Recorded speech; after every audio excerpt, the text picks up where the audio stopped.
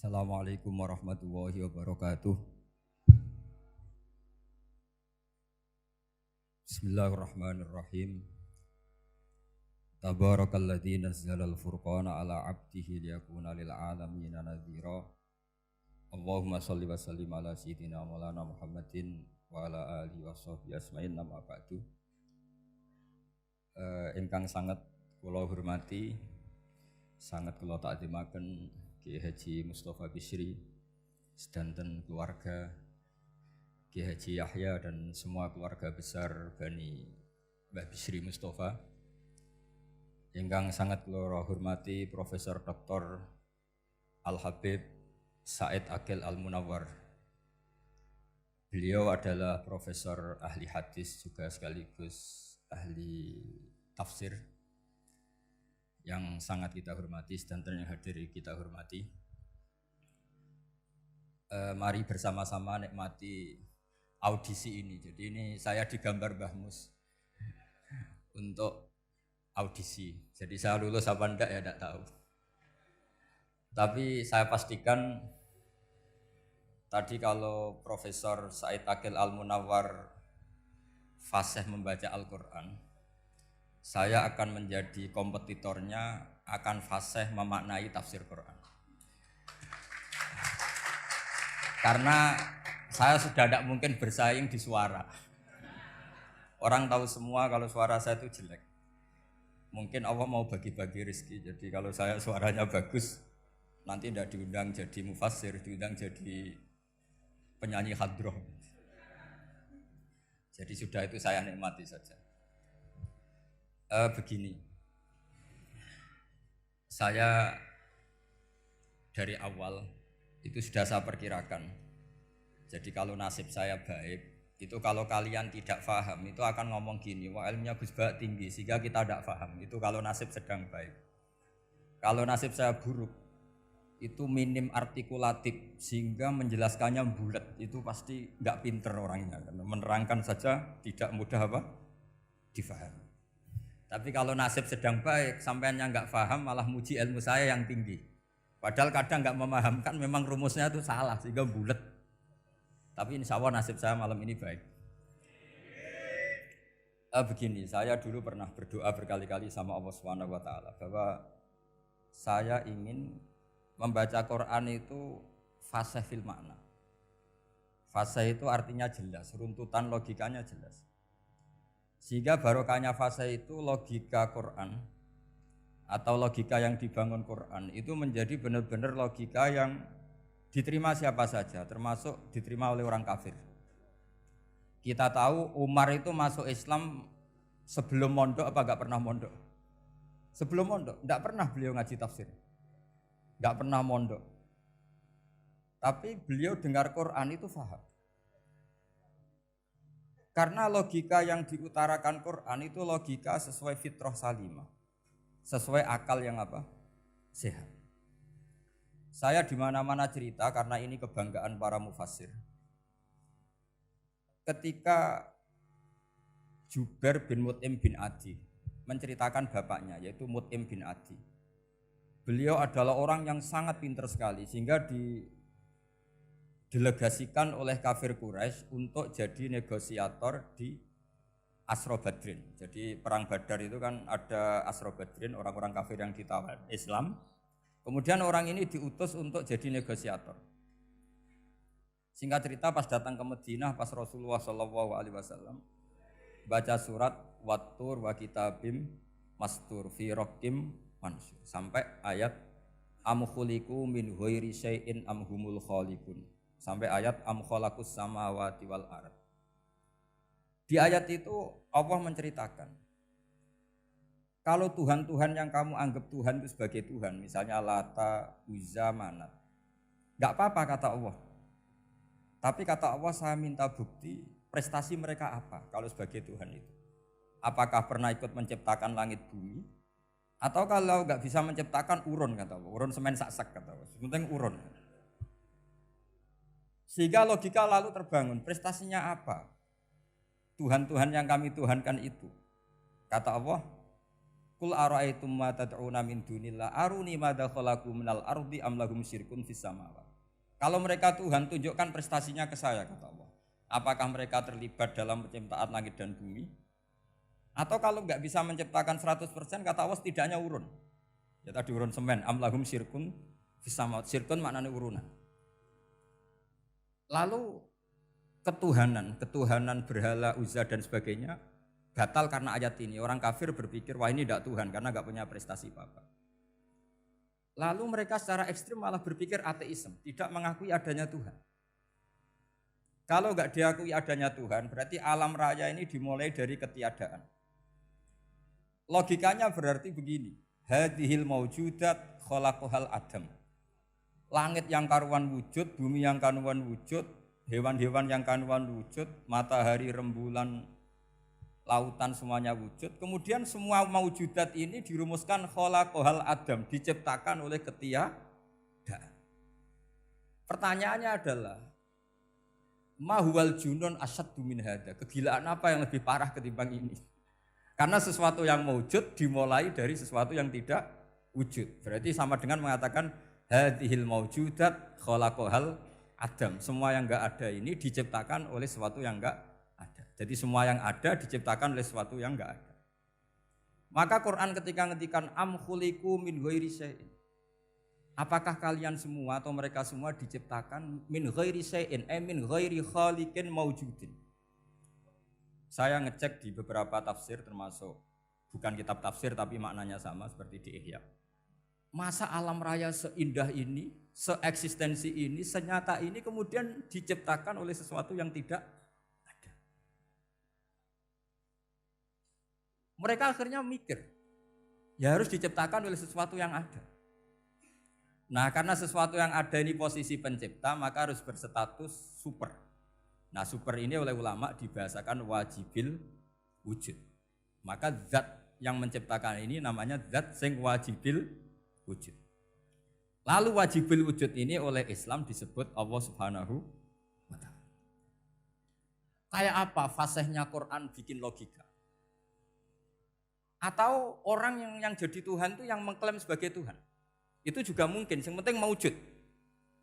Siapa itu? Fir'aun. Fir'aun itu mengaku sebagai Tuhan. Dia sudah sah dari segi dia wujud.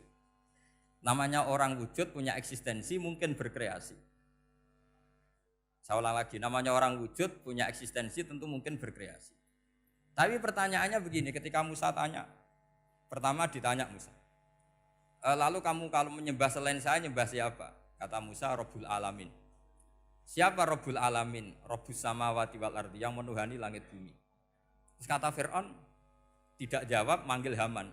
Haman, kamu kan arsitektur, coba ibnili sorhal ali abluhul asbab. Ya Haman ibnili sorhal ali abluhul asbab. Bangunkan sebuah piramida yang tinggi, la'ali at-tali'u ila ilahi Musa. Saya ingin melihat Tuhannya Musa. Lalu kemungkinan Tuhan di bumi, kata Fir'aun, ma'alim tulakum min ilahin ghairi. Kemana-mana saya melihat yang jadi Tuhan saya. Musa ngerti kalau Fir'aun ini pekok cara bahasa Jawa itu. Itu menerangkan sifatnya Allah itu dengan sifat yang sederhana. Tapi justru dengan sederhana ini Fir'aun tidak bisa jawab. Terus Nabi Musa ganti argumentasi, Rabbukum wa Rabbu abaikumul awalin. Yang nuhani nenek moyang kamu, leluhur kamu. Itu terperangah, kagetnya bukan main Fir'aun. Karena para umatnya, para punggawanya lalu berpikir, kalau ini Tuhan berarti buyut-buyutnya enggak ada Tuhan. Kan Tuhannya datang terlambat. Makanya Pak Jokowi kalau dituduh PKI enggak terima. Saya ini lahir tahun berapa gitu. Pas ada PKI itu masih 4 tahun. Masa ada PKI balita? Ini enggak, ini ada Tuhan balita, Tuhan terlambat. Pertanyaannya adalah kalau Fir'aun itu Tuhan, lalu bapaknya, mbahnya, buyutnya Tuhannya siapa? Makanya ketika Allah disifati Nabi Musa, Rabbukum wa Rabbu abaikumul awalin. Yang nuhani nenek moyang kamu itu kagetnya bukan main. Dan semenjak itu banyak punggawa Fir'aun yang iman. Ini yang akhirnya nanti jadi waqala rajulun mu'minum min ali fir'auna yaktumu imana. Atau yang menjadi ayat waja'a rajulun min aqsal madinati yas'a. Kenapa mereka menjadi iman? Karena logika Fir'aun Tuhan itu gugur, runtuh. Bisori khil hujjah, dengan logika yang sangat transparan. Jadi ini perlu belajar tauhid. Jadi kalau sampean sudah kalah suara, jangan kalah logika. Kalau sudah kalah suara, kalah logika, jangan kalah tinggal mendengar saja kok tidak paham bangkune gitu. Jadi ini sering saya utarakan. Makanya banyak ulama mengatakan fasihu ibaratil Quran itu bukan sekedar notnya atau sajaknya kalau boleh dibilang saja. Tapi karena runtutan cara berpikirnya. Maka kelihatan sekali di tema-tema Quran. Ketika nyifati Allah Rabbus samawati wal ardi tidak mengalahkan Fir'aun, justru dengan sifat yang ringan Rabbukum wa Rabbu abaikumul awalin bisa mengalahkan Fir'aun. Nah, kenapa sekarang orang tidak fasih baca Quran? Karena tadi perangkat itu tidak cukup. Saya berkali-kali matur, juga sering matur Mbah Mus. Saya itu masih belajar Al-Ibris, Mbah Misbah, Marbawi, semua khazanah tafsir, baik yang bahasa Jawa, bahasa Melayu itu masih saya pelajari. Termasuk saya pelajari lughatnya. Mulai lughat yang setengah benar sampai macam-macam. Saya tadi matur sama Profesor Said Aqil Al-Munawwar. Memang bacanya harus urut Said Aqil Al-Munawwar. Karena sekali salah Said Aqil Sirat. Sebenarnya enggak apa-apa, ini sama-sama orang alim. Cuma enggak tahu nasib di publik ini, enggak tahu saya ya, macam-macam lah gitu. Namanya orang banyak. Enggak usah dijelaskan. Tapi semuanya baik. Saya pernah ketemu Pak Said Aqil Sirat itu bilang gini, Gus, orang jadi wali itu sebabnya dua. Mungkin kalau kayak jenengan banyak pecintanya, yang doakan banyak. Kalau saya banyak yang benci, wah itu ngilangi dosa gitu kan. Batin ku dasar wong alim bener woy. Jadi beliau nikmati memang itu. Karena mbah-mbahnya beliau itu sama dengan mbah saya yang dari keluarga Kudus. Buyut saya itu kakaknya buyutnya Pak Said Aqil. Jadi makanya jangan pernah benci orang alim. Orang alim bulet atau kayak opo itu masih saja punya alasan. Saya itu dengar Kiai Bisri, cerita Kiai Bisri itu tidak ada yang serius. Dulu ketika ada polemik haji yang mu'alim, itu orang kumpul semua di sini. Kata Kiai Bisri, sudah nunggu Mbah Fadl. Mbah Fadl sudah di rumah. Ngiranya orang itu ya Mbah Fadl rawuh dileteh. Setelah lama Mbah Fadl tidak datang. Loh Kiai Bisri Mbah Fadl tidak datang. Lah ya di rumah. Lah mana kok tidak ada? Ya di rumahnya sendiri. Karena beliau enggak pernah bilang di rumahnya. Orang saja yang kepikiran kalau itu rumah leteh. Itu mirip seperti guyonannya Rasulullah SAW. Nabi itu kalau guyon itu tidak pernah bohong. Makanya di tiba itu disebut wayam zahu wala yaqulu illa haqqan. Nabi itu ya guyon, tapi enggak pernah bohong. Yang bohong kan khayal kamu. Masyhur itu ada orang sepuh sowan Nabi. Di kitab saya itu perempuan, tapi di beberapa kitab lelaki. Saya tidak tahu pastinya berapa. Biasanya ahli hadis mentahmilkan taat dudul kisoten atau taat dudul waqiaten. Oke, kita bayangkan itu perempuan. Ya Rasulullah, saya ini tergesa-gesa, nanti takut kemalaman. Ini orang sepuh. Jadi jangan kamu bayangkan Nabi Suwani wong ayu nom nanti jadi hoax. Orang sepuh. Oh di sini aja, tidak usah tergesa-gesa pulang kata Rasul. Nah nanti gimana? Saya jalan kaki ya Rasulullah sampai kampung saya itu nanti malam. Kata Nabi, la ahmilan naki alab hinako. Santai saja nanti tak pinjemin anaknya unta. Kata perempuan tadi, ma fa'altu bibninako. Apa yang bisa saya lakukan dengan anaknya unta? Sudah tenang saja kata Nabi. Setelah mau pulang, disiapkan unta, ya unta tua, unta layak dinaikin. Ya Rasulullah ini kok unta tua, katanya anaknya unta. Nabi dengan santai, oh masih tua ya anak unta. Jadi itu menafsirkan anaknya unta cilik itu kan pikirannya kamu kan. Sebetulnya anak unta itu ya tua pun anak unta. Maka saya itu yang termasuk bangga. Nasib saya nanti insya Allah kayak Gus Mus, kayak Gus Dur. Sampai tua dipanggil Gus. Tapi saya niatnya lebih buruk. Supaya nanti kalau saya salah pantas ngijek Gus.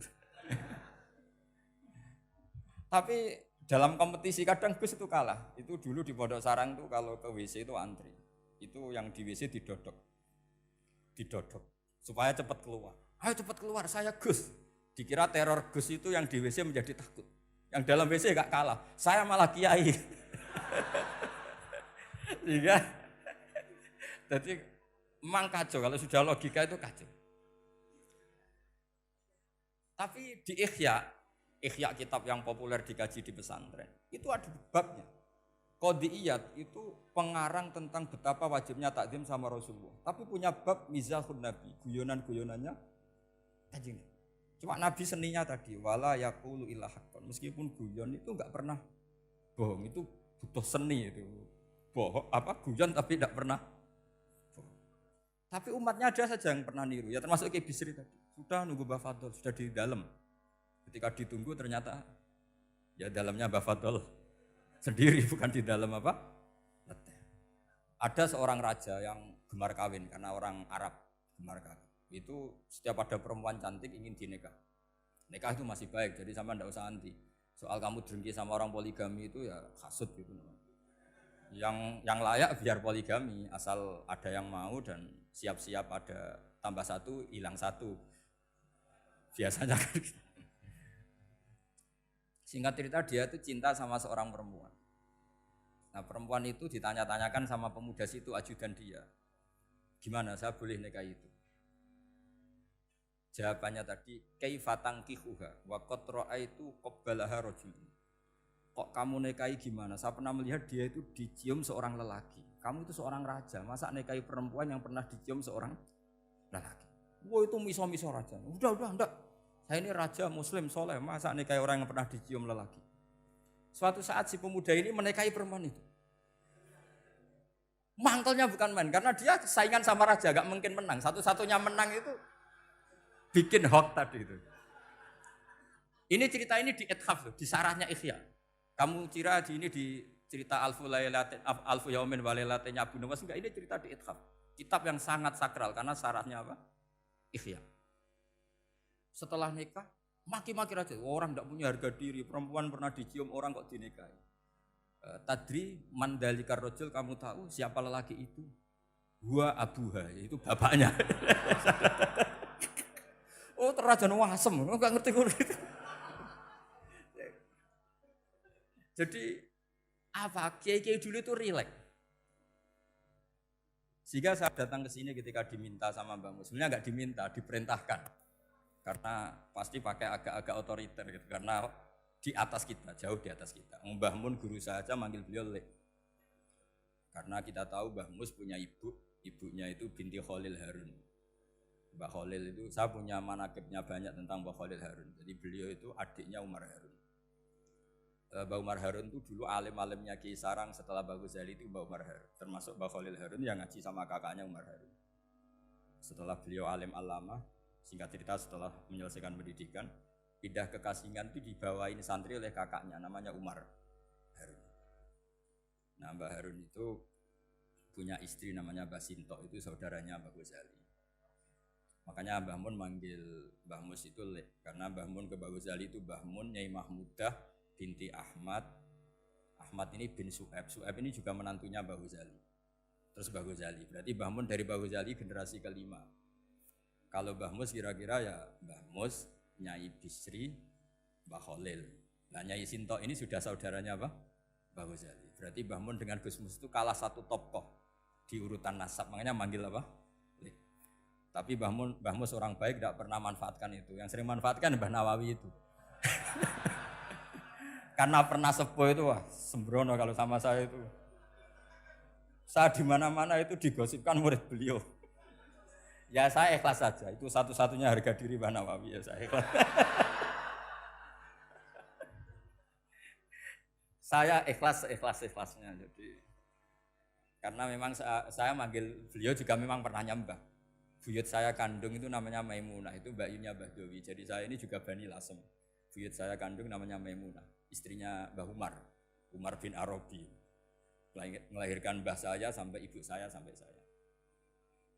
Saya teruskan. Jadi cobalah Quran itu dibaca secara fasih. Kalau ingin baca fasih caranya gimana?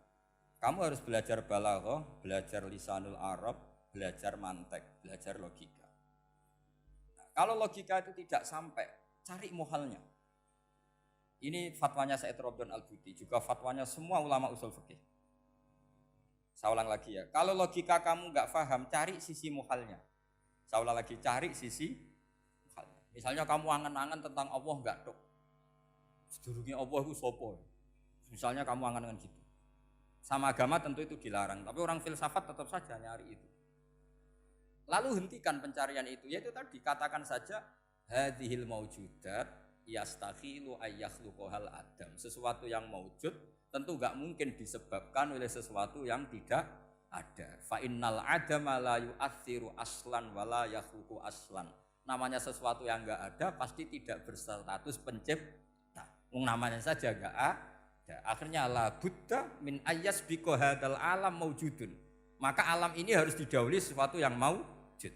Lah maujud ini yang oleh Islam disebut Allah Subhanahu wa taala. Sudah selesai di sini. Tinggal delok TV, tinggal ngopi, turu sampai setannya setruk karena nunggu mau bikin was-was itu lagi. Loh saya itu termasuk kiai paling sering lihat sinetron. Kadang ya lihat Mak Lampir itu sering terjadi. Sampai istri saya itu protes, Gus, dengan kata orang banyak orang alim kok senengani delok Mak Lampir. Karena setan mau menggoda saya tentang berpikir Allah. Jadi dia ngenteni. Kok malah mikir Mak Lampir gitu. Setelah lihat Mak Lampir biasanya saya itu lapar, terus makan. Habis makan tidur. Setannya masih nunggu mau was-was. Ternyata saya habis bangun ngopi lagi. Kadang lihat berita orang ditangkap KPK, macam-macam.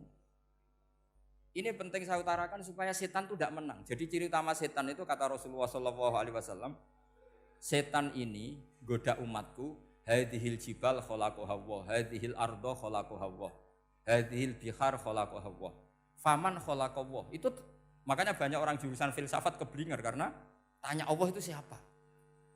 Kata Rasulullah, jika sampai ini maka kamu harus berhenti. Lu berhenti tanpa dialihkan ke yang lain kan susah. Tinggal aja lihat dulu sinetron. Ya paling gampang ya Mak Lampir kan ada takut-takutnya sedikit. Karena kalau lihat sinetron anak-anak milenial itu kalau ada artis cantik sampai nangis. Karena istri kamu tidak seperti itu. Jadi ini trik ya. Trik supaya melihat TV tapi tidak nyesal. Makanya saya milihnya Anggreng Darmo, Mak Lampir. Ya saya nggak mikir maknanya. Butuhnya setan bin mangkol itu. Karena ngenteni saya mikir itu ternyata tidak mikir itu lagi. Jadi makom saya itu beda, sama-sama lihat sinetron. Mungkin saya jadi wali karena lihat sinetron. Mungkin ya. Makanya banyak wali itu gak bisa diduga. Banyak orang jadi wali itu justru karena makan. Justru karena melakukan hal-hal yang cara orang banyak itu salah. Itu Abu Yazid Al-Bustami itu pernah tanya sama Allah. Kamu gak usah bayangkan caranya tanya gimana. Enggak wali ya enggak tok. Sudah enggak usah tanya itu. Tanya gini, ya Allah, orang sesregep saya dalam ibadah sedekat ini sama jenengan. Lalu saingan saya dekat jenengan masuk surga itu siapa? Sama Allah ditunjukkan orang yang tidur, itu tidur yang. Ya teman kamu yang tidur di kamar. Enggak terima Bu ya, ini gimana kok bisa setingkat saya orang yang tidak tidur itu. Yang saya ibadah terus istighfar terus. Tapi jawabannya Allah nih. Woe ibadah terus itu mergo wedi aku. Jadi kan nganggep aku itu rodok-rodok jahat gitu. Iki tuh ratu mergo yakin aku apian, mulane ditinggal turu. Jadi sampean jangan tiru makom saya ketika tidur. Itu punya kelas khusus. Tapi jangan tiru, ini cerita saja, sampean ndak harus niru. Karena sampean kalau niru itu harus ada Abu Yazidnya. Abu Yazid sudah enggak ada. Tapi itu ilmu. Ilmu yang cocok enggak cocok harus kita kaji. Saya tadi jagungan sama beliau, sama Profesor Said Akil Al-Munawar. Beliau cerita sebetulnya sekolahan saya itu tentang usul fikih, tapi terkenal saya Profesor Tafsir. Tapi saya suka ilmu usul fikih, meskipun korbannya ya banyak. Biasanya orang jadi liberal gara-gara ya usul fikih. Sebenarnya nggak perlu dipikir lah itu macam-macam. Begini, dalam usul fikih yang mainstream itu kan ada hukum wajib, haram, ya makruh, terus macam-macam lah. Termasuk ada mubah. Mubah itu boleh dilakukan, boleh ditinggalkan. Dalam ilmu usul fikih sebetulnya definisi mubah boleh dilakukan, boleh ditinggalkan itu salah. Karena begini, setiap Anda melakukan sesuatu yang mubah, pasti di saat itu meninggalkan sesuatu yang haram. Saya ulang lagi ya. Itsma min mubahin illa wa yatahaqqaqu bihi tarku haramimma. Semua teks di Lubul Usul seperti itu. Memang saya hafalkan karena ini cara saya jadi wali yang mudah murah. Itsma min mubahin illa wa yatahaqqaqu bihi tarku haramimma. Fayatahaqqaqu bisukun tarkul qatli wa bisukut tarkul qadzaf. Terus beliau membuat sekian contoh. Hukum mubah itu kata ulama yang lain kan boleh dilakukan, boleh ditinggal. Itu tidak benar. Mubah itu ya wajib. Karena setiap kita melakukan mubah maka saat itu berarti kita meninggalkan barang haram. Coba orang tidur itu artinya apa? Tidak zina, tidak maling, tidak selingkuh, tidak mabuk. Sampean di pondok nikmati jagongan, rokokan, ngopi. Artinya nikmati rokok, nikmati kopi. Tidak menikmati tontonan di bar. Makanya kita berharap malaikat itu belajar usul fikih sehingga ketika kita rokok di pondok dilihat hada taroka melihat bar, wahada taroka melihat dangdutan, wahada. Jangan sampai malaikat bilang gini, dasar kere rakra delok. Itu repot kalau sampai begitu. Nah, kalau mubah itu artinya tarkul haram. Tarkul haram itu wajib apa sunat? Wajib kan? Berarti setiap orang melakukan mubah hakikatnya melakukan wajib dan itu artinya dapat pahala. Salah sampean ngajine ra khatam, dadi nglakoni mubah ku mengira tetep mubah. Maka berbahagialah orang yang ngajinya khatam. Makanya setahu saya kiai-kiai Mbah Mun ya sering guyon. Setahu saya Mbah Mun kalau ketemu Mbah Mus ya guyon terus. Guyonnya ini adalah waminal qutbi kata Imam Ghazali. Qutbu hadaddin al-istildad bil mubahat. Poros agama ini pada akhirnya adalah nikmati sesuatu yang dibolehkan Allah Subhanahu. Orang itu kalau fasik, mau makan siang aja kalau enggak ditemani perempuan cantik enggak bisa makan. Mau jalan-jalan kalau enggak ditemani perempuan cantik enggak bisa jalan-jalan. Kalau kiai-kiai itu enggak. Gojlok-gojlokan wis seneng ira karuan. Dulu terkenalnya Kiai Bisri, Kiai diundang, katanya mau ada menteri.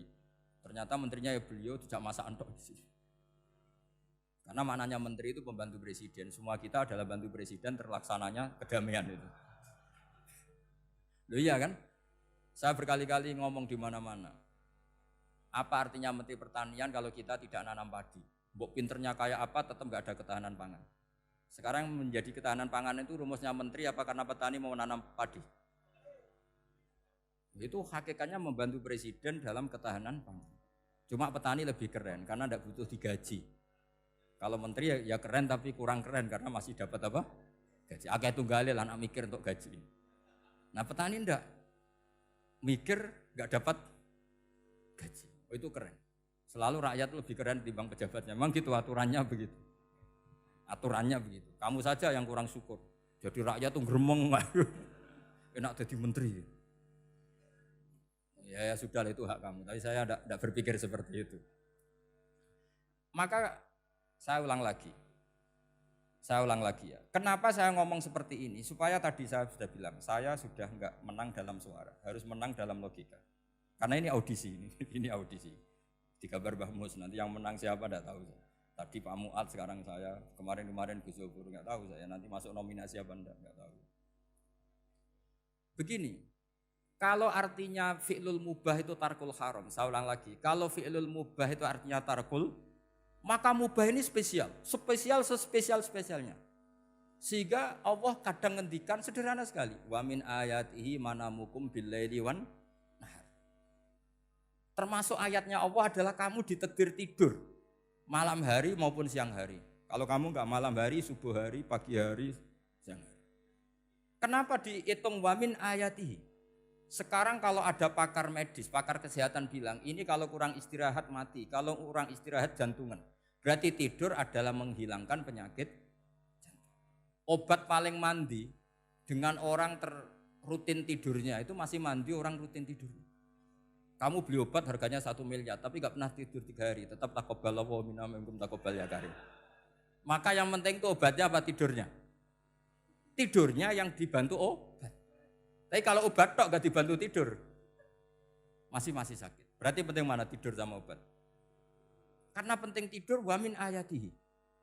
Orang kayak sampean sering delok YouTube, delok gambar macam-macam. Barokah mana dengan tidur? Wong nak melek mripate delok macam-macam. Barokah tidur. Jadi tidur adalah perlawanan terhadap keinginan melakukan haraman. Ya, saya ulang lagi, tidur itu adalah perlawanan terhadap keinginan melakukan keharaman. Jadi kalau mau tidur nyati gini, ya Allah, siap tidak berangan-angan tentang maksiat terus tidur. Oh, itu wa min ayatihi. Jangan kok gak di duit terus ngombe sing akeh ben iso ngantuk. Wah ini tidur yang untuk melawan kemiskinan. Supaya lupa utangnya tidur, lupa kasusnya itu udah akan jadi wali yang seperti itu. Kalau jadi wali tak gugat gitu. Nah, sehingga karena mubah itu tarkul haram, Allah itu sering menghitung ibadah yang super itu halal mubah. Misalnya Allah ngendikan kulu washrobu, kamu harus makan. Sekarang gini, jaga kesehatan itu wajib enggak? Wajib. Kalau saya tidak sehat tidak bisa ngaji di sini. Apalagi Mbah Mus kalau nggak sehat ditunggu orang se-Indonesia fatwanya. Dan di antara cara sehat kamu harus makan. Kalau nggak makan sakit. Lalu makan dengan posisi menyehatkan orang yang bisa fatwa, bisa mulang, bisa macam-macam. Posisi ini super apa tidak super? Super. Maka Allah kadang sederhana ngendikan ibadah itu kulu wasrobu jom kowe yo mangan yo. Tapi ayat ini menjadi tidak hebat kalau dibaca orang tidak pernah ngaji, nggak pernah ngaji usul fikih. Pangeran piye toh? Dirimo ngongkon mangan kowe dikongkokno kulu. Wis ora usah ngono ya wis mangan. Rusak Quran kena makna ngono iku rusak. Kamu tahu superiornya ayat kulu wasrobu kalau belajar fa inna fi'lal mubah berarti tarkul haram karena saat melakukan mubah artinya tarkul haram. Dan tarkul haram itu penting. Sekarang gini, merusak diri sendiri haram apa enggak? Haram. Untuk supaya tidak rusak kamu harus makan. Berarti makan wajib apa sunat? Wajib. Lho sing haram itu kalau tulung piring dintekno.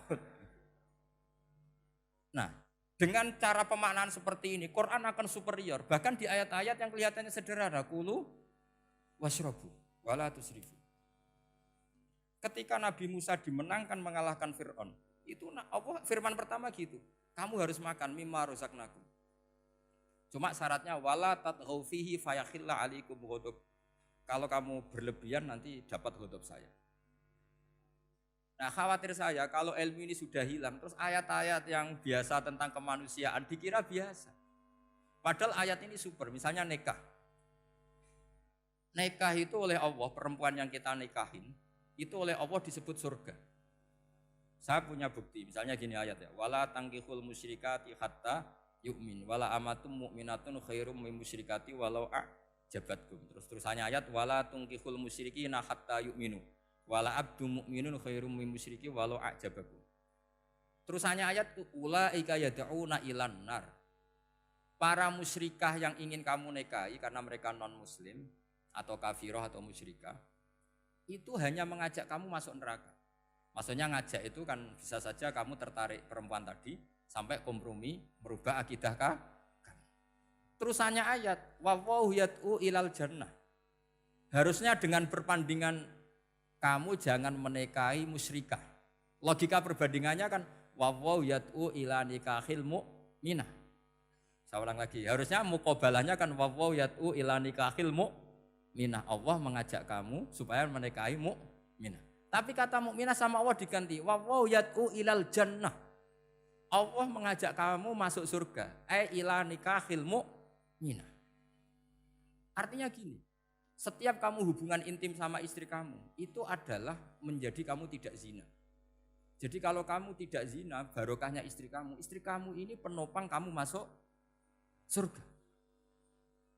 Makanya Rasulullah pernah ditanya, ibadah itu apa saja? Nabi secara ringan diantara jawabannya, wa fi buti ahadikum shadaqah. Sudah kamu ngumpul istri kamu itu ya ibadah. Terus kata sahabat-sahabat, ya Rasulullah ayati ahaduna syahwatahu wa walahu ajrun. Yang benar saja Rasulullah, masa urusan gitu dapat pahala. Nabi jawabannya ya enteng, alaih salawatu fi haromin aka'ana ali wisrun. Kalau dia salah yang dikeloni kan ya dosa. Berarti kalau ngeloni yang benar juga pahala. Berarti istri kamu itu jannah surga. Cuma jannah yang agak aneh karena rewel itu agak aneh. Jadi itu jannah yang agak aneh. Maka supaya jannah ini tidak aneh, kata Rasulullah itu cara bersuami istri itu kata Rasulullah halla jariyatan tula ibuka wa tula ibuka. Sebagian riwayat halla jariyatan tudhahikuha wa tudhahikuka. Kamu cari perempuan yang gampang guyon, gampang rileks. Mula abah itu rileks, mudhahaka ya rileks. Saya berkali-kali cerita, saya ini termasuk orang yang enggak pernah diskusi penting sama istri saya. Karena takut tegang. Biasanya kalau tegang itu yang suaminya kalah. Jadi saya itu enggak pernah diskusi penting. Saya kemarin mau ke Pasuruan ya, mau ke Peloso itu ditanya, mau kemana? Ya enggak tahu. Terus pulangnya kapan? Ya enggak tahu. Wong kok rohan. Ya saya senang saja. Enggak roh itu artinya kan bodoh. Orang bodoh itu enggak mukallaf, artinya enggak dosa kata saya. Jadi saya ngambil hikmahnya saja. Ditakoki kok jawabannya ora jelas. Ora jelas itu misteri. Memang dunia itu penuh misteri. Pokoknya tak itu. Pokoknya yang kira-kira itu jadi tidak penting. Rasulullah tuh kalau debat sama istrinya ya milih gitu, milih mula abba mudhahaka. Saya punya sekian cerita betapa Rasulullah tuh rileks ngadepin cemburu-cemburunan. Sayyidah Khadijah tentu orang yang super bagi Rasulullah. Sampai ketika adiknya Sayyidah Khadijah, kalau nggak salah namanya itu Halah itu. Kalau datang itu Rasulullah itu menjamu karena mengingatkan suara Khadijah. Kalau muji Khadijah itu sudah langit Rasulullah. Sehingga Aisyah itu cemburu. Bagaimana Anda selalu muji Khadijah? Waqad abdalakallahu khairan minha. Allah mengganti yang lebih cantik ketimbang Khadijah dan lebih muda. Maksudnya Aisyah. Kenapa masih muji yang sudah meninggal? Tua lagi kan. Gantian Sayyidah Fatimah yang tersinggung karena ibunya ditua-tuakan. Itu ketika Fatimah cemburu, mangkelnya sama Sayyidah Aisyah. Mangkel manusiawi loh. Enggak usah kamu jadi Syiah terus benci Aisyah itu. Karena kalau kamu jadi benci Aisyah berarti kamu nganggap Aisyah itu salah. Dan itu efeknya di Rasulullah, berarti Rasulullah milih istri yang salah. Makanya kita ini mazhabnya ahli sunnah. Abu Bakar tidak mal'un. Kenapa tidak mal'un? Kalau kamu bilang Abu Bakar mal'un berarti Rasulullah salah pilih teman. Umar tidak mal'un karena Rasulullah pasti milih teman yang benar. Begitu juga milih istri yang benar. Dalilnya tidak usah jauh-jauh. At-thayyibatu lit-thayyibi. At-yabut thayyib tentu Rasulullah. Berarti istrinya pasti thayyibah. Jadi madhab ahli sunnah dalam madhab sing jelas-jelas min baini farsi wa damil labanan khalisan sa'iwal lisyari. Jadi kalau kamu cari logika gampang saja. Nabi itu thayyib, bahkan at-yabut thayyib. Padahal kata Allah at-thayyibatu lit-thayyibi. Ya jelas ya. Jadi ini tidak usah dimasukkan hati tentang konfliknya Aisyah dan Fatimah. Itu biasa saja. Yang satu bela ibunya, yang satu bela dirinya. Sebenarnya Aisyah itu enggak niat ngeritik Khadijah. Ingin diperhatikan Rasulullah saja. Terus ketika Sayyidah Fatimah matur ya Rasulullah saya supaya ngalahkan Aisyah itu gimana? Karena ibu saya sudah meninggal ya memang cantik dia, muda dia. Dan tahu betul orang kalau Nabi itu sangat mencintai Aisyah. Kata Rasulullah bilang gini saja, tetap hebat ibu saya. Karena ibu saya dapat Rasulullah rondo untuk Joko. Kowe ayu kaya apa iku untuk dudo. Jadi rileks saja Rasulullah. Akhirnya ya semenjak itu enggak ngeritik lagi, bahaya ini kalau ngeritik. Khadijah itu kan sudah umur 40 tahun. Janda dapat Joko. Aisyah perawan untuk dudo. Keren mana? Keren Khadijah. Jadi tidak semua masalah itu Nabi itu menyelesaikan cara ekstrim. Nabi itu biasa mula apa? Santai rileks. Nah, kalau para mbak-mbak ini ingin jadi surga yang enggak aneh, syaratnya jangan rewel karena di surga itu enggak boleh ada orang rewel. Tapi kalau enggak rewel sementara suami kamu enggak benar, ini namanya goblok. Maka kata Mbah Mun kalau ngijazahi santri-santrinya, "Cung bojomu kudu rewel, enggak ngono fakir," kata Mbah Mun. Tapi santri yang di belakang gremeng. "Iya, Mbah, nak fakir, nak jantungan mati." Makanya sering itu. Jadi di antara ulumil Quran itu ada istilah maudhi'ul mudmar mengganti maudhi'ud dhamir atau maudhi'ul lafzi menggantikan lafdzan akhar. Itu memang agak jelimet di ilmu tafsir, tapi bagi pelakunya itu menjadi gampang. Ya tadi, ketika Allah melarang nikah hal musyrikah, saya ulang lagi. Ketika Allah melarang nikah hal musyrikah, normalnya perbandingannya kan wallahu yad'u ila nikahil mu'minah. Tapi sama Allah digenti, wallahu yad'u ilal jannah. Itu menunjukkan bahwa nikahul mukminah adalah al jannah. Karena kamu hubungan intim ya ibadah. Diwamuk kowe sabar ya ibadah. Nafakoi ya ibadah. Neng-nengan kejahatan senjata juga ibadah. Seru Bang, neng-nengan itu seru. Karena memang di antara sistem tubuh kita itu butuh masa-masa jeda. Itu mari cerdas. Karena tubuh kita ini tidak hanya butuh seneng, tapi juga butuh susah. Susah itu melahirkan kearifan. Jajal bojomu tahu minggat, mesti kearifan kamu meningkat. Jadi minggat itu ya penting. Nikmati saja. Loh, ini saya nggak ngajari keburukan. Memang seperti itu. Nah saya berharap ilmu usul fikih ini tidak boleh hilang. Karena dengan ilmu usul fikih kita tahu mubah adalah tarkul haram dan tarkul haram adalah wajib. Maka Allah sering sekali membicarakan sesuatu yang mubah itu superior. Kayak tadi wa min ayatihi manamukum billaili wan. Nah, termasuk ayatnya Allah adalah kamu itu tidur. Cara berpikir tadi, kalau saya tidak tidur sakit, kalau sakit habis biaya banyak. Sementara tidur hanya butuh seperti ini. Betapa baiknya Allah dengan tidur bisa menjaga kesehatan yang kalau tidak dijaga berbiaya tinggi. Berarti hadan naumul ibadah. Terus ulama bilang tidur itu ibadah kalau niatnya litaqawi alal ibadah. Tapi nak wae blojo turu lah itu sing masalah. Tapi tentu ilmu itu ada pembanding. Sekarang ketika kamu tidur itu tarkul wajib apa tarkul haram lah itu masalahnya. Seringnya kamu itu tarkul wajib. Wae mulang turu. Wae ngantor wong kerja turu. Lah itu tarkul haram atau tarkul wajib? Tarkul wajib. Kalau tarkul wajib berarti status tidur kamu haram. Sudah pinter ini sudah maju ini sudah maju. Jadi saya belajar usul fikih lagi-lagi karena untuk menjadi mufassir itu harus menguasai balaghah, menguasai usul fikih, menguasai lisanul arabi. Nah, lisanul arabi yang sering saya contohkan berkali-kali. Saya punya kitab namanya Ar-Risalah. Orisinil karangannya Imam Syafi'i. Saya baca beberapa kali khatam. Juga saya beberapa kali bacakan santri. Itu kalau memaknai Quran secara lisanul arabi itu gampang sekali. Gampang sekali. Ketika Imam Syafi'i mengatakan kamu boleh tayamum ketika bepergian dan saat bepergian itu tidak menemukan air. Syaratnya kamu tolabul ma', cari-cari dulu. Ketika ditanya sama ashabus Syafi'i, kenapa harus cari-cari dulu? Jawabannya enteng. Li'anna Allah ta'ala yaqul falam tajidu ma'an wala yuqalu liman lam yatlub lam yajid.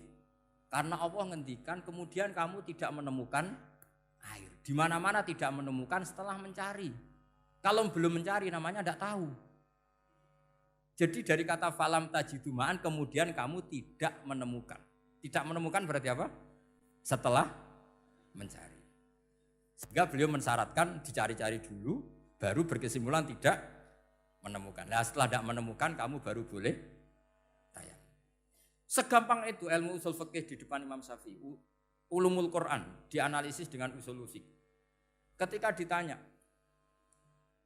kenapa Anda mensyaratkan nikah itu pakai wali? Ayatnya apa? Kalau hadisnya jelas, la nikaha illa biwaliyin mursidin. Ayatnya apa? Imam Syafi'i secara enteng baca ayat fala ta'duluhunna ayyankihna azwajahunna idza taradhu bainahum bil ma'ruf. Jika wanita yang kamu waleni, saya ulang lagi, jika perempuan yang kamu walikan, misalnya kamu punya anak yang umur 20 tahun ingin nikah sama seseorang. Sing seseorang ini layak. Ya misalnya kiai ya apal alfiyah. Tadi kata Mbah Mus itu muridnya Mbah Khalil itu alfiyah diwolak-walik apa. Saking seringnya belajar alfiyah kata beliau sampai santri apal alfiyah wolak-walik tapi ora roh carane jamak kosor.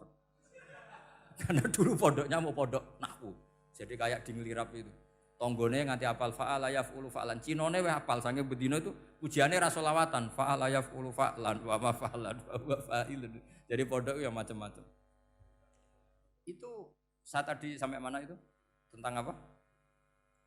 Wali nikah tadi. Di bab fikih, saya ulang lagi di bab fikih.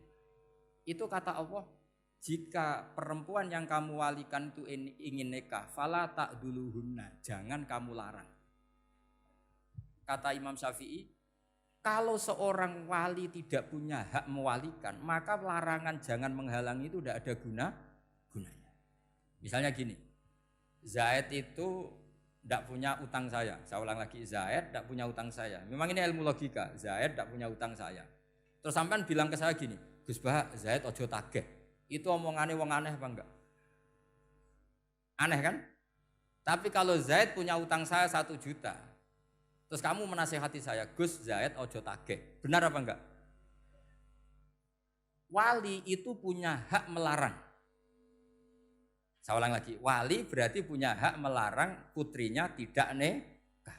Sehingga diperintahkan Allah, kamu jangan pernah melarang. Berarti punya hak melarang. Kayak tadi, Gus ojo tageh, berarti aku dia hak nageh. Misalnya otoritas bandara ATR, pesawat Boeing sekian-sekian Lion bolehkan landing di sini. Karena operatornya punya hak melarang, juga punya hak mengizinkan. Tapi kalau orang lain kamu bilangin, pesawat Lion nggak boleh landing di Semarang. Orang lain yang nggak terkait dengan otoritas itu, aneh nggak omongan itu? Aneh. Kalau wali dilarang menghalangi perempuan ingin nikah harus memberi izin maksudnya, maka berarti wali punya hak menikahkan. Paham yang saya maksud? Makanya Imam Syafi'i mensyaratkan seorang perempuan yang nikah harus pakai wali. Jadi segampang itu. Kitab Ar-Risalah menerangkan ulumul Quran. Dan dalam banyak hal ulama dulu itu, makanya saya tadi berjanji, karena Quran itu bisa kamu baca fase, kamu dengerin suara enak ya enak, kamu dengerin logika yang enak ya enak. Jangan sampai kamu udah dua-duanya. Suaranya sudah tidak enak, logikanya tidak enak, itu kacau namanya. Ketika Imam Syafi'i ditanya, bagaimana hukumnya uzubah? Uzubah itu enggak nikah. Padahal ada hadis faman rohiba an sunnati falesa. Kata Imam Syafi'i ya enggak apa-apa. Kenapa? Fa inna Allah ta'ala dzakara 'abdan sholihan wa qala wa sayyida wa hasura wa nabiyya minas sholihin. Allah menyebut nabi yang soleh, dan di antara nabi yang soleh itu ada yang berstatus hasur. Hasur itu tidak ada keinginan sama perempuan. Akhirnya tidak nikah. Berarti tidak nikah itu boleh karena ada nabi yang tidak nikah. Segampang itu dulu. Saya punya kitab, saya ini baru gencar-gencarnya kampanye kitab Syajaratul Ma'arif. Karena memang kitab itu bagus, menurut saya simpel dalam memahami Quran. Jadi anggap saja ini bentuk penghormatan saya sama Ki Bisri yang sudah mengkhidmai, mengenalkan ulumul Quran lewat tafsir Al-Ibris. Yang Ki Misbah punya tafsir Al-Iqlin. Memang dua beliau itu kalau yang satu ngarang terjemah Alfiyah, yang satu yang ngarang satu. Ini dua kutub yang berbeda, yang satu sangat rileks, yang satu sangat seperti itu. Nggak usah diterjemah nanti jadi repot. Itu ulumul Quran yang ditulis Syajaratul Ma'arif itu gampang sekali. Misalnya begini, beliau bikin judul Babun Nafil Ibad Bikullil Bilad. Bab seseorang harus manfaat kapan saja dia berada. Itu terus beliau qala ta'ala wa ja'alani mubarakan ainama kuntu. Ciri utama para nabi itu ngendikan wa ja'alani mubarakan ainama kuntu. Saya dijadikan di mana-mana itu berkah. Jadi seseorang hidup harus di mana-mana manfaat. Terus ketika beliau ngendikan babun la yutrakul haqqu li ajril batil, bahwa kebenaran tidak boleh ditinggalkan hanya karena ada banyak kebatil. Beliau terus ngendikan inna sofal marwata min sya'airillah faman hajjal baita wa atamara fala junaha alai ayat tawafa bihima. Jadi di sofa itu ada berhala namanya Isaf, di Marwah ada berhala namanya Nailah, atau sebaliknya pokoknya Isaf dan Nailah. Terus sahabat kalau mau sa'i itu merasa dosa karena harus melewati berhala-berhala itu. Sehingga mereka tanya, ya Rasulullah, saya ini tetap tawaf enggak? Padahal di tempat-tempat itu ada berhala. Terus kata Allah, tetap tawaf. Nah, tetap tawaf ini artinya apa? Melakukan barang hak meskipun di situ banyak kebatilan. Itu manhajnya para orang-orang alim kita. Mbah Mun, Mbah Mus itu ya berkawan sama orang yang macam-macam. Kamu tidak usah ngeritik. Itu fikihnya sudah kelas tinggi. Fikihnya tuh la yutrakul haqqu li ajlil batil. Saya di mana-mana cerita. Saya punya kitab namanya Khilyatul Auliya wa Tabaqatul Asfiya. Itu syarat kamu kalau daftar wali harus punya kitab itu. Khilyatul Auliya wa Tabaqatul Asfiya. Itu karangannya Abu Nu'aim Al-Asfihani. Kitab itu yang jadi indukan Ihya ketika menyebut manaqibul akhyar. Kita tahu Ihya kalau bab tasawuf mengikuti Kutil Qulub yang di kalang Abu Thalib Al-Makki. Kalau fikih tentu beliau mengikuti Imam Haromen gurunya, yaitu kitab Nihayatul Matlab fi Dirayatil Madhab. Kalau manaqibul akhyar beliau mengikuti kitab Khilyatul Auliya. Dan mengikuti itu penting kalau dalam tradisi kiai. Enggak boleh seorang kiai kok mikir sendiri, namanya mustakil. Kalau mustakil itu mubtadi', bikin tatanan baru dalam agama. Justru ulama itu harus niru sebelumnya karena sanad itu harus musalsal, enggak boleh. Imam Syafi'i bilang haram terus kamu bilang halal. Terus murid kamu bilang makruh. Terus muridnya kamu ya pokoknya khilaful aula, enggak boleh gaya-gayanan gitu. Kalau di kampus plagiat itu dilarang, kalau di pondok itu wajib. Makanya banyak kalau tes itu ngerpek. Karena belajar itu tanpa batas katanya. Lu kok ngerpek? Mboten ya, jari belajar kapan saja. Jadi mboten ngerpek, mutolaah pas tes. Kacau tuh santri itu. Mutolaah tapi pas apa? Tes. Itu dalam kitab Khilyatul Awliya diterangkan. Uniknya rawinya itu siapa? Sufyan bin Uyainah, orang yang sangat khusyuk, gurunya Imam Syafi'i. Kita tahu Imam Syafi'i punya guru zaman di Mekah itu namanya Muslim bin Khalid Az-Zanji. Dalam hadis ngikuti Sufyan As-Sawri sama Ibnu Uyainah. Tapi beliau intisabnya lebih ke Imam Malik ketika ngaji apa? Muwatta. Terus beliau punya guru usul fikih namanya Muhammad bin Hasan Asy-Syaibani. Itu Sufyan bin Uyainah dalam kitab itu diceritakan. Pernah suatu saat Isa sama Yahya. Ini supaya saya tahu fikihnya Mbah Mun, fikihnya Mbah Mus. Isa sama Yahya itu satu nabi yang sama-sama muda, yang satu angkatan. Saya berkali-kali cerita, nabi yang satu angkatan itu ada 3. Tapi yang 2 ini enggak level, yaitu Ibrahim dan Lut. Tapi enggak level karena Lut itu adalah pernah keponakan siapa? Ibrahim. Musa dan Harun, tapi Harun itu enggak levelnya Musa karena dia jadi nabi berdasar proposal Nabi Musa. Jadi Nabi Musa itu alsak, agak pelak. Sehingga beliau kalau menjelaskan kesulitan, terus pakai jubir. Makanya kemarin-kemarin itu ada wali yang kalau ngomong pakai apa? Jubir. Akhirnya Nabi Musa ngendikan apa? Waj'alli waziran min ahli Haruna akhi usdud bihi azri wa asyrikhu fi amri. Ya Allah, saya ini lisannya agak pati fasih. Tolong Harun sing huwa afsahu minni lisanan. Yang lisannya lebih fasih tolong jadikan nabi. Sama Allah dituruti, Harun jadi apa? Nabi. Tapi yang dapat wahyu Musa, jadi dia hanya jubir. Makanya seangkatan tapi tidak level. Yang seangkatan level itu hanya Yahya dan Isa. Nabi Isa kita tahu berstatus wa yukallimun nasa fil mahdi wa kahla. Jadi mulai kecil sudah pinter. Nabi Yahya ya enggak kalah keren. Ya Yahya khudil kitab bi quwwah wa atainal hukma sabiyah. Ketika kecil sudah pinter. Jadi ini rivalitas dalam ilmu. Makanya khilaf itu penting. Jangan gontok-gontokan, berarti ratau ngaji. Khilaf itu penting.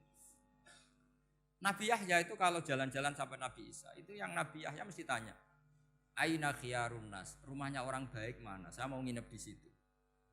Mesti tanya gitu kalau di satu perkampungan yang beliau-beliau sedang jalan-jalan. Tapi kalau Nabi Isa tanyanya aneh, aina syirarun nas, wong sing elek-elek manggone nang ndi? Akhirnya ini kan terjadi debat, tapi karena sama nabinya ya tidak debat kusir terus, kubu-kubunan kosong berapa sama kosong berapa, enggak, ini sama. Ya sama-sama kosong-kosong, sama-sama orang ikhlas itu kosong-kosong. Sama lama terus debat kecil. Kenapa kamu tanya aina khiyarun nas? Mana orang-orang baik? Jawabnya Nabi Yahya, ya kumpul orang baik itu enak, nyaman, teduh, enak lah. Nah kamu kenapa kok tanya mau nginep di aina syirarun nas? Ana nabiyun, ana tobibun, udawil mardo. Saya ini dokter, nabi itu dokter. Di mana-mana dokter menyembuhkan yang sakit. Kalau Anda peneliti penyakit, cari daerah yang banyak endemik penyakit apa yang daerah sehat? Daerah yang kena endemik penyakit. Tapi problemnya Anda sendiri berpenyakitan, kalau ke situ tambah nemen. Ya sama, kalau kamu kira-kira tidak kuat ya jangan kumpul orang yang seperti itu. Kamu tidak kuat kan, malah katut. Tapi fikih-fikih kiai-kiai kita, guru-guru kita, berteman orang macam-macam tenang saja. Karena mereka kekuatan kesalehannya sudah absolut, sudah kuat sekali. Ya tentu bi'aunillah wa bitaufiqih. Sehingga kamu tidak usah meki para guru-guru kita. Saya pernah didhawuhi Mbah Mun. Ya Jong ya aku wis ketemu Megawati. Piye-piye Indonesia kudu damai. Engko nak tukaran yo repot. Jane yo piye, aku yo kiai. Artinya beliau harus ketemu karena untuk supaya Indonesia itu damai. Beliau anggap saja makili religius, Bu Mega makili apa? Nasional. Dan Indonesia damai itu kalau ada kerjasama antara kaum nasionalis dan kaum apa? Religius. Jadi yang namanya damai itu penting sekali. Sampai Rasulullah itu pernah berdamai sama orang yang jelas-jelas kafir. Apalagi Indonesia belum sampai seperti itu. Yaitu kita tahu dalam Sulhul Hudaybiyah, Nabi berakad damai sama Suhail bin Amr. Padahal kafir. Nah, kalau kamu Qur'annya sudah seperti itu, maka Qur'an itu punya kekuatan yang luar biasa. Ketika Sayyidina Ali konflik sama Sayyidina Muawiyah, itu dirumuskan kita berdamai. Setelah kita berdamai, terus ada pertanyaan begini. Lalu orang yang sedang konflik itu nak ketemu raine, roh raine wis ra seneng. Ning dinggon jenenge konflik ketemu raine wis ra seneng. Oke, kita pakai mediator, kata Sayyidina Ali. Akhirnya Sayyidina Ali pakai mediator, Muawiyah pakai mediator. Terus orang Khawarij bilang, dalilnya apa mediator itu? Enggak ada Qur'annya. Itu orang Khawarij. Sama nggak usah tanya, kalau orang sekarang yang apa Gus? Wah itu mari fitnah, itu provokator berarti tanya gitu. Singkat cerita terus Sayyidina Ali itu agak marah. Karena beliau terbentuk oleh Quran. Itu spontan Sayyidina Ali baca ayat wa in khiftum shiqaqa bainihima fab'atsu hakaman min ahli wa hakaman min ahliya. Jika suami istri menghadapi konflik, di mana-mana konflik roh raine kan gak seneng. Maka yang keluarga lelaki kirim mediator, yang keluarga perempuan kirim. Terus dari Sayyidina Ali, wa ummatu Muhammad a'dhamu min amri rajulin wa imra'atin. Umatnya Muhammad lebih serius ketimbang urusan lelaki dan perempuan. Wong suami istri saja kalau konflik butuh mediator, apalagi hadhil Segampang itu mereka istidlal. Jadi mediator dalilnya mana? Ya dalilnya wa in khiftum shiqaqa bainihima fab'atsu hakaman min ahli wa hakaman min ahli. Dulu Quran itu seperti itu. Nah sekarang problemnya, Quran itu tidak dikaji seperti itu sehingga fasihul ibarat atau fasihul akli atau balaghatut ta'aqqul itu enggak ada. Makanya saya ini pengagum kitab Ibnu Hajar al-Asqalani yang nyari Bukhari. Kata Ibnu Hajar al-Asqalani termasuk mukjizatnya Quran adalah al-iltizat al-akli. Akal itu menjadi nyaman. Itu uniknya yang dicontohkan seperti ngaji saya malam ini. Misalnya Allah ngendikan am khuliqu min ghairi syai'in, yang namanya maujudat tentu diciptakan sesuatu yang maujud. Karena akal akan tersiksa ketika dicekoki gini. Hadhil maujudat khalaqahal adam. Tersiksa enggak akal kamu sebagai orang waras dicekoki pikiran hadhil maujudat khalaqahal adam. Ini maujudat disebabkan oleh ketiadaan. Mesti kowe ra iso turu. Barang rono kok iso gawe iku piye? Nah ini yang dimaksud dalam ilmu tasawuf ala bidzikrillah tatmainnul qulub. Jadi cara tenangnya hati itu macam-macam. Nak wong toreko wis wong kon wiridan. Nak kaya kula rada ahli akal, wis meneng. Alhamdulillah di pangeran sing wujud. Berarti hadil maujudat khalaqahal maujud. Berhubung maujud ini pencipta berstatus super. Super itu dalam agama disebut wajibul wujud atau musabbibul asbab atau kausa primamboh lah sauning-uning. Sing penting itu ora hadil maujudat khalaqahal adam. Makanya kata beliau Nabi itu bukan sekedar jamal suratan, ganteng secara perawakan, secara fisik enggak, tapi juga Nabi punya jamalul akal. Akalnya itu nyaman. Yaitu kita disuruh iman dengan sesuatu yang memang kita nyaman. Seperti kita disuruh iman bahwa alam ini diciptakan oleh Allah, oleh al-maujud yang super. Kan terus nyaman. Coba kalau kamu diajarin Islam, alam ini yakini yang menciptakan adalah ketiadaan. Oh kamu kuliah sampai profesor sampai dokter pusing, ini ajaran apa? Sesuatu yang tidak ada menyebabkan sesuatu yang ada. Yaitu namanya termasuk ajaran ini indah karena ada al-iltizat al-akli. Kenyamanan apa? Berpikir karena terusnya. Ya saya kira demikian, ini audisinya selesai. Assalamualaikum warahmatullahi wabarakatuh.